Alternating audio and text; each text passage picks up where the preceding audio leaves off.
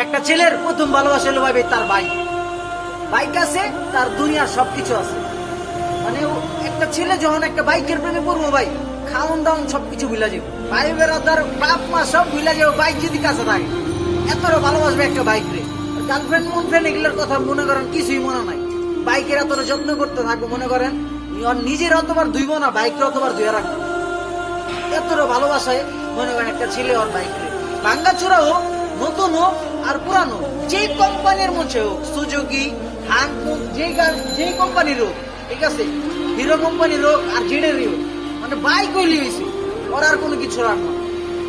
মানে বাইক আছে আর দুনিয়ার সবকিছু আছে। মনে করেন পায় নাই, সেটার একটা কষ্ট, আর যে একবার পায়া হারা ফেলাইছে ওটার একটা কষ্ট ভাই।